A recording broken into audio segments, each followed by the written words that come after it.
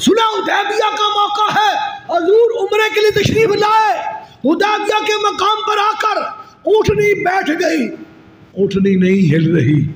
حضور کو پتہ چل گیا مامور من اللہ ہے، اللہ کا یہی حکم ہے، بیٹھ گئی۔ جناب عثمان غنی رضی اللہ تعالیٰ عنہ کو حضور نے سفیر بنا کر بھیجا، رؤساء قریش کی جانب، قریش مکہ کی جانب، کہ جاؤ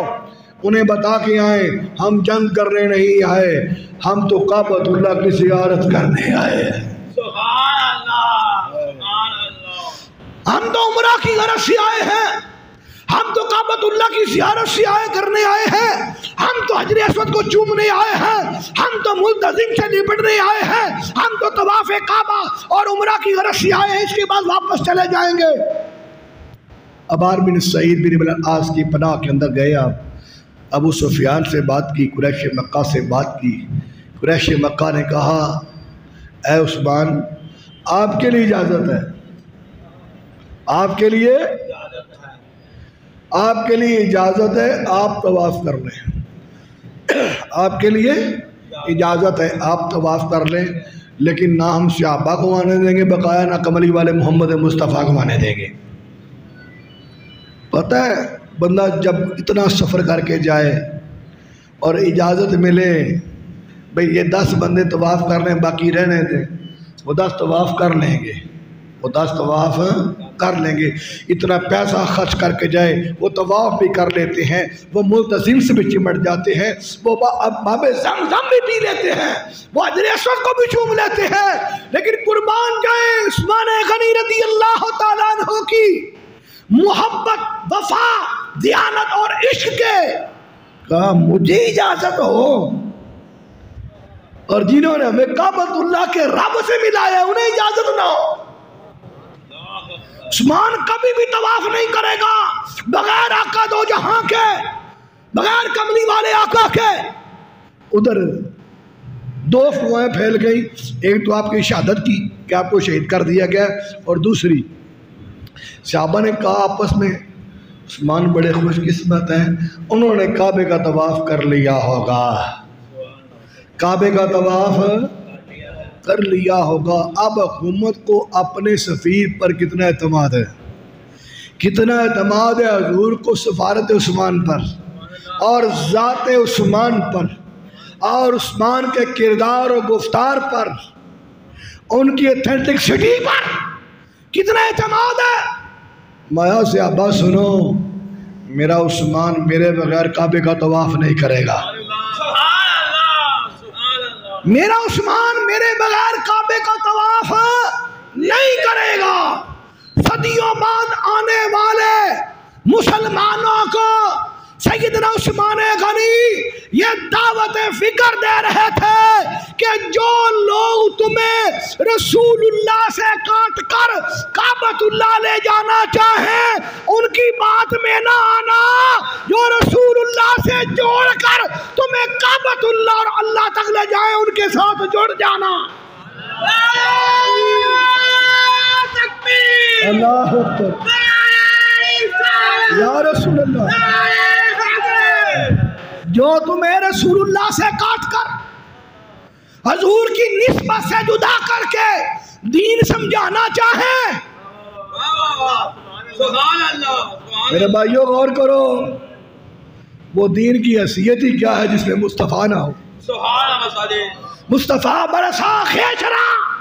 اقبال نے کہا نا مصطفیٰ برسا خیشرا کے دی ہماؤس، اگر بہو نہ رسیدی تمامی بول حدیث، اگر یہ دین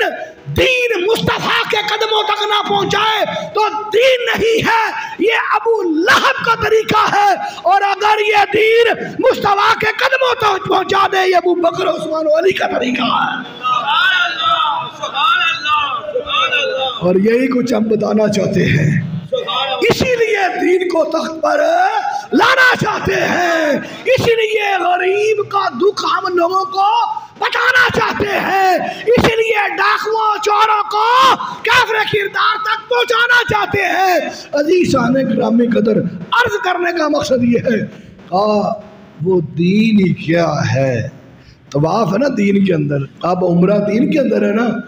جب تک حضور نہیں کریں گے میں کون ہوتا ہوں؟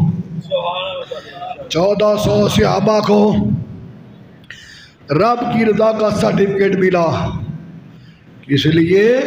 عثمان غنی کے ساتھ پیار کرنے کی وجہ سے پتہ چلا آپ کو شہید کر دیا گیا، آپ نے حضور نے فرمایا آگے ہاتھ بڑھاؤ،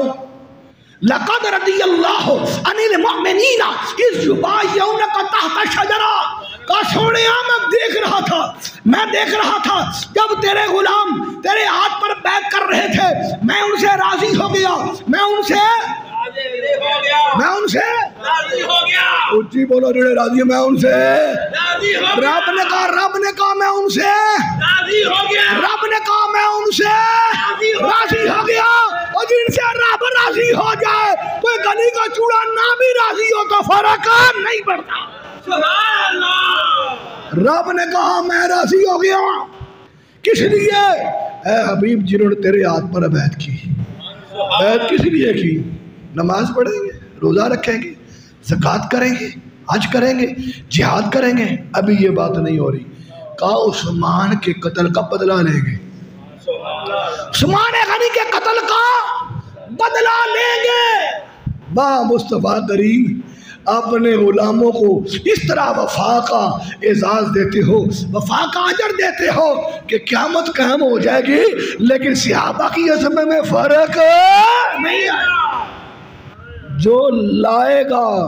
اس کا انجام تباہ ہو جائے گا، اور جو عزت کرے گا رب عزتوں کے تاج عطا فرمائے گا۔ آخری بات کہا کہ ہاتھ پر بیعت کرو، جب بیعت کر لی حضور نے فرمایا یہ میرا ہاتھ ہے، یہ میرا ہاتھ ہے، یہ عثمان غنی کا ہاتھ ہے۔ اوروں نے اپنے ہاتھ سے بیعت کی، اوروں نے تمام صحابہ 1400 صحابہ نے 13,1399 صحابہ نے اپنے ہاتھ سے بیعت کی، لیکن جب باری مصطفیٰ کے عثمان کی آئی فرمایا یہ میرا ہاتھ ہے، یہ عثمان کا ہاتھ ہے۔ اگر علی پاک کا ہاتھ کھڑا کیا جائے، نبی کا اپنا ہاتھ ہو، ہاتھوں میں علی کا ہاتھ ہو، علی مولا علی کا ہاتھ ہو، 18 کو عید غدیر منائی جائے گی نا، ہاتھ ہو 18 ہاتھ ہو، ادھر نبی کا ہاتھ ادھر علی کا ہاتھ، یہ جڑ جائیں تو کیا ہوتا ہے جی؟ مقام بلند ہو گیا۔ عزیزان محترم اس ہاتھ کا کیا کہنا جو عثمان کا ہاتھ نہ ہو، مصطفیٰ کا ہاتھ ہو۔ اور دوسرے مقام پر قرآن ان الذین یبایعونک انما یبایعون اللہ ید اللہ فوق ایدیہم، سونیا یہ تیرے ہاتھ پر نہیں، یہ رب کے ہاتھ پر بیعت کر رہے ہیں، اور ان کے ہاتھوں پر اللہ کا ہاتھ ہے۔ 1399 صحابہ کرام کو رضا کا پروانہ کس لیے مل رہا ہے کہ جناب عثمان غنی کی شہادت کا بدلہ لینے کے لیے، قتل کا بدلہ لینے کے لیے آپ نے، حضور نے بیعت لی۔ یہ بات بتا رہی ہے، روز روشن کی طرح عیاں ہے کہ مصطفیٰ اور خدا کی نگاہ میں عثمان غنی کا کیا مقام ہے۔